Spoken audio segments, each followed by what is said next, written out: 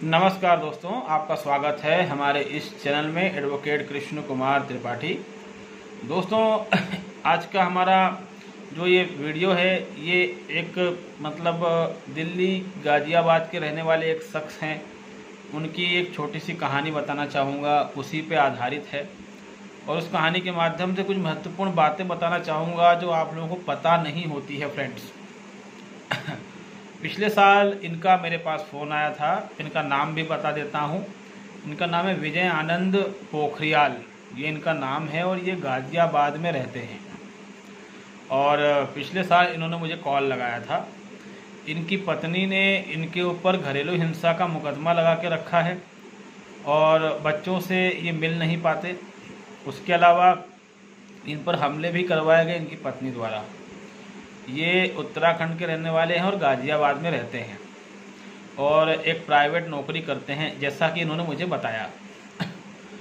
और इन्होंने दिल्ली में वकील किया हुआ था। इनका केस चल रहा है दिल्ली में ही, द्वारिका कोर्ट में केस चल रहा है इनका। तो जो इनका वकील है वो इनको अच्छे तरीके से बेवकूफ़ बना रहा था और इनसे लगभग 80-90 हज़ार रुपये ले चुका था इनका वकील।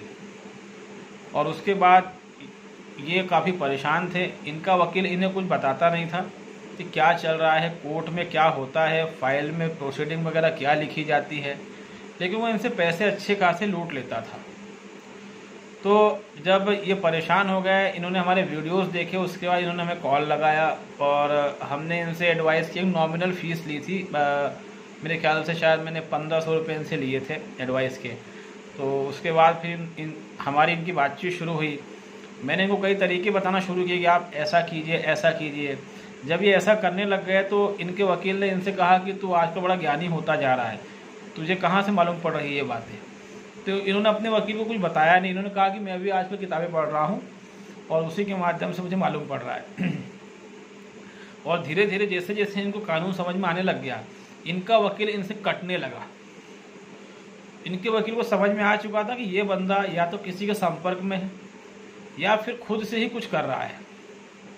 और वो इनसे बोलने भी लग गया था कि तू किसी वकील के संपर्क में है और इसीलिए तो है ना आजकल ये सब करने लग गया है। वो इनसे चिढ़ने भी लग गया था। इतना ही नहीं, उसने इनसे कहा कि मैंने तुम्हारी पिटीशन दिल्ली हाई कोर्ट में लगा दी है मेंटेनेंस कम करने की, कितना पैसा मुझे दे दो। इन्होंने पैसे दे भी दिए थे। उसके बाद इनका वकील बोल रहा था कि नंबर लगा है, हाई कोर्ट में नंबर लगा है। मैंने इनको बताया कि हाई कोर्ट में जब केस लगता है तो उसमें जिसका केस लगा है उसको भी मैसेज जाता है, पार्टी को भी मैसेज जाता है। सेकंड थिंग, जो केस लगा है हाई कोर्ट में उसका एक नंबर होता है, ठीक है। क्या लगाया, अब क्रिमिनल अपील लगाई है, क्रिमिनल रिवीजन लगाया है, तो उसमें एक नंबर रहता है, वो नंबर मिलता है। मैंने इनको कहा कि अपने वकील से बात कर लीजिए, उससे पूछे कि आपने केस लगाया है ना सर, तो मेरा नंबर बता दीजिए। सेकेंड थिंग, उसने अगर केस लगाया है, आपकी तरफ से हाई कोर्ट में रिवीजन या अपील फाइल करी है, तो डेफिनेटली आपका एफिडेविट उसने लगाया होगा। तो एफिडेविट तो आपकी साइन की बिना लगेगा नहीं, साइन भी होगी, नोटराइज भी होगा वो। तो क्या उसने हाई कोर्ट बुलाया था आपको साइन करने के लिए? इनको हमारी बात समझ में आ गई। इन्होंने वकील के माथे हो गई है। वकील समझ चुका था कि अब इनको बेवकूफ़ नहीं बनाया जा सकता। परिणाम ये हुआ कि वकील खुद ही आगे होकर कहने लगा कि मैं तुम्हारा केस नहीं लड़ सकता, तुम मेरे हिसाब से नहीं चलते हो। अब वकील साहब के पास कोई बहाना था नहीं, तो वकील साहब ने इनसे कह दिया कि भाई मैं तुम्हारा केस नहीं लड़ सकता हूँ, है ना, क्योंकि वकील साहब की चोरी पकड़ी जा रही थी। हमारा उद्देश्य किसी वकील को गलत साबित करना नहीं है, मगर कोई वकील अगर लोगों को बेवकूफ़ बना रहा है, व्यक्ति पहले ही परेशान है, उससे आप 80-90 हज़ार रुपये वसूल चुके हैं अब तक, मगर अब तक आपकी तरफ से उसके फेवर में कुछ भी नहीं किया गया, कोई रिलीफ उसको आपने नहीं दिलवाई। उसको ऐसा फील ही नहीं हो रहा कि चलो कहीं तो मुझे कुछ फ़ायदा मिल रहा है, उसको कुछ भी फ़ायदा नहीं मिल रहा। एकदम पूरी तरीके से परेशान हो चुका था व्यक्ति। इसलिए जब इनका हमसे संपर्क हुआ और हमने तरीके बताया तो इनके वकील को समझ में आ चुका था कि यार अपन बुरी तरह फंस गए। इनके वकील ने खुद ही पल्ला झाड़ना शुरू कर दिया कि तू अपनी फाइल ले जा, मुझे तुझसे बात नहीं करनी है, तू मेरी बात नहीं सुनता। इस तरीके के बहाने बना के कैसे तैसे इनके वकील ने इनसे पिंड छुड़वा लिया। लोग कहते हैं ना कि सर हमारा वकील हमारी फाइल नहीं दे रहा है, और परेशान कर रहा है, हमारी बात नहीं मान रहा है। यहाँ उल्टा गेम हो गया। यहाँ वकील साहब ने सोचा कि इससे दूर जाना अच्छा है, नहीं तो कहीं ना कहीं ये क्लाइंट मेरा नुकसान कर देगा, क्योंकि क्लाइंट वकील साहब की नब्ज पकड़ चुका था। उसको समझ में आ गया था कि वकील साहब ने किस तरीके से मुझे 3-4 साल से बेवकूफ़ बनाए रखा है। उसके बाद इन्होंने वकील की शिकायत भी कर दी स्टेट बार काउंसिल में, जो भी पेंडिंग है, और अब इन्होंने नया वकील कर लिया है। और हालांकि हमें समय समय पे कॉल ये लगाते रहते हैं, और कुछ एप्लीकेशन भी हमने इनको बना के दी। उन एप्लीकेशन के कारण इनको काफ़ी इनके केस में मदद मिली है, काफ़ी लाभ हुआ है, और काफ़ी बातें इनकी समझ में भी आ चुकी हैं। और इनकी पत्नी भी अब सामने से काफ़ी परेशान हो रही है, क्योंकि पत्नी को भी समझ नहीं आ रही करें क्या। तो ये जो एक छोटा सा एक्सपीरियंस बताने का सिर्फ इतना ही रीज़न था मेरा कि आप लोग कभी वकील के भरोसे ना रहा करें। कोई सा ही वकील हो, वकील आप करते हैं अच्छी बात है, मैं खुद वकील हूँ, मैं खुद वकीलों की बुराई नहीं करना चाहूँगा, मगर कई वकील जो है उन्होंने इस प्रोफेशन को, व्यवसाय को व्यापार बना लिया है। दोस्तों, प्रोफेशन यानी व्यवसाय और बिजनेस यानी व्यापार, इन दोनों में फ़र्क होता है। व्यवसाय और व्यापार दोनों अलग अलग है। व्यवसाय के प्रति व्यक्ति को ईमानदार रहना बहुत ज़रूरी होता है। अगर वो ईमानदार नहीं है तो उसका व्यवसाय ठप हो जाएगा। और व्यापार में अगर वो ईमानदार नहीं है तब भी चलता, क्योंकि व्यापार का एक ही मतलब है अपना खुद का फ़ायदा देखना, और व्यवसाय का मतलब है समाज का फ़ायदा भी देखना, खुद का फ़ायदा भी देखना। तो एडवोकेट होकर अगर आप इस तरह की गलतियाँ कर रहे हैं तो इससे आपके क्लाइंट को बुरा तो लगना ही है, और फिर आपका क्लाइंट आपसे फाइल वापस लेगा। सेकेंड थिंग ये कि आप अपने क्लाइंट पर आप अपने वकील पर आंख बंद करके विश्वास ना किया करें। जब भी आपकी तारीखें हों दोस्तों, कोर्ट में जाया करें, आप देखा करें कोर्ट में क्या चल रहा है, फाइल पढ़ा करें, फाइल में साइन करके आया करें। इन्होंने बताया कि इनके वकील ने एक्सपायरी ऑर्डर करवा दिया था मेंटेनेंस का, वकील इनका है वो, लेकिन उसने मेंटेनेंस एक्सपायरी ऑर्डर करवा दिया। इतना ही नहीं, इनके वकील की गलती के कारण ही इनको घरेलू हिंसा का नोटिस मिला था, वरना ये नोटिस नहीं लेना चाहते, लेकिन वकील ने ही क्या पता जानबूझ के इनको फंसाया, और उसके कारण ही इनको डोमेस्टिक वायलेंस का नोटिस लेना पड़ा।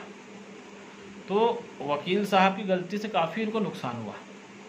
मगर जब इनको धीरे धीरे गणित समझ में आने लग गया, हमारे संपर्क में ये लगभग 1 साल से हैं, तो इनका वकील भी समझ गया कि ये किसी दूसरे वकील के संपर्क में है और ये मेरी चोरी पकड़ता जा रहा है।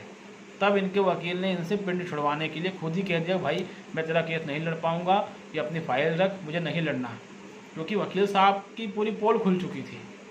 तो हम जब अपने वकील पर आंख बंद करके विश्वास कर लेते हैं तो वह हमारे भोलेपन का ऐसे ही नाजायज़ फ़ायदा उठाता है। बेहतर हो कि हम उस पर आंख बंद करके विश्वास ना करें।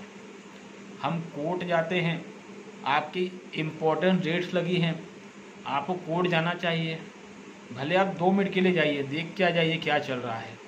जब आप रेगुलर जाएंगे तो वकील साहब भी आपसे बेईमानी नहीं कर पाएंगे। देखिए, वकील जो है उसके लिए आप एक क्लाइंट मात्र हैं।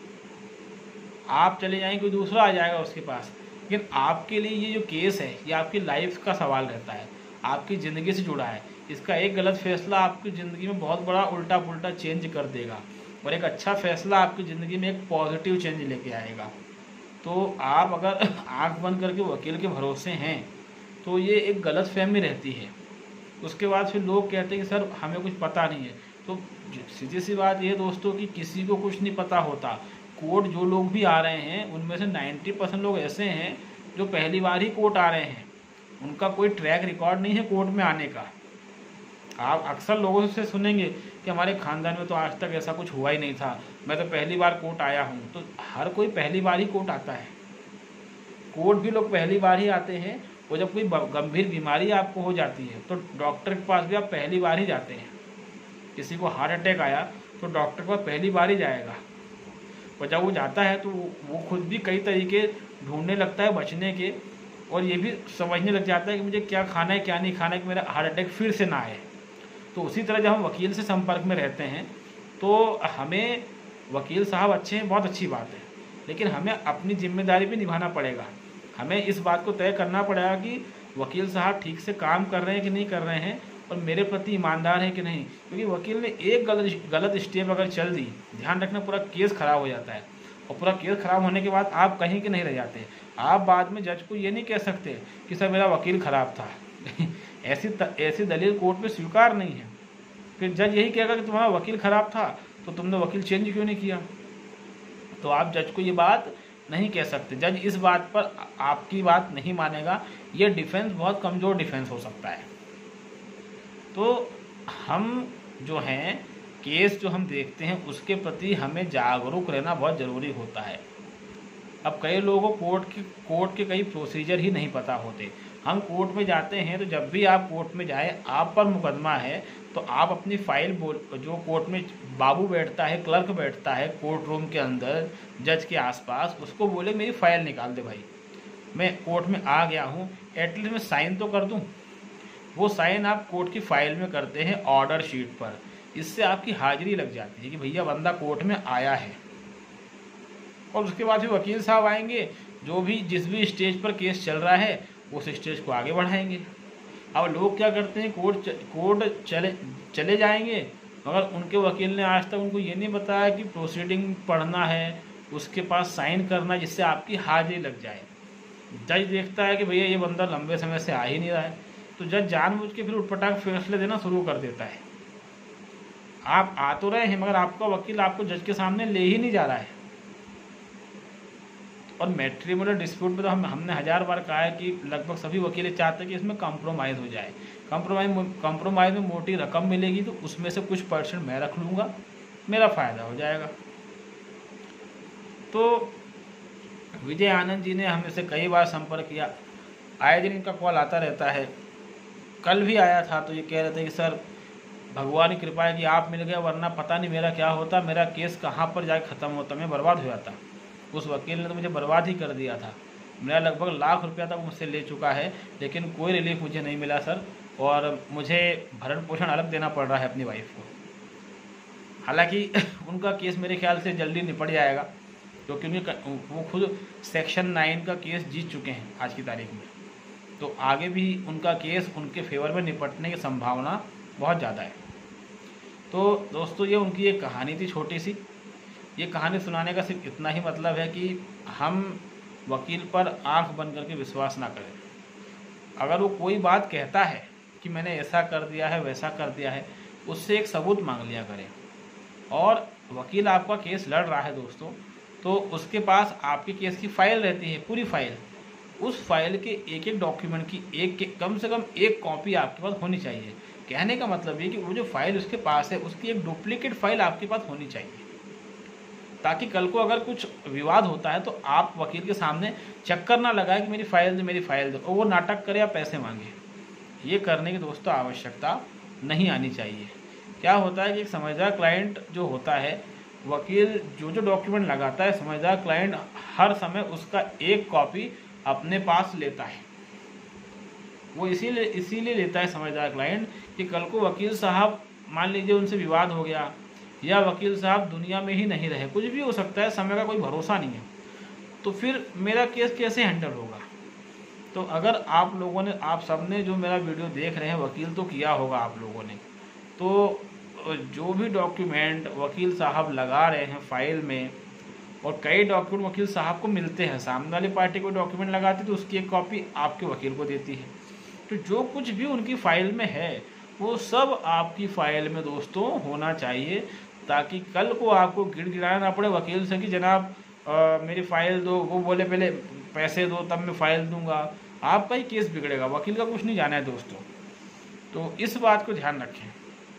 तो उम्मीद है कि एक छोटा सा वीडियो जो एक जानकारी देने के लिए था, आपको समझ में दोस्तों आया होगा। अपने केस के प्रति सतर्क रहें, ठीक है। वकील साहब लड़ रहे हैं, अच्छी बात है, हम भी उसके स्टेप टू स्टेप उस केस पर नज़र बनाए रखें, ताकि कल को वकील साहब जो हैं हमारी पीठ में छुरा ना घोंप सकें।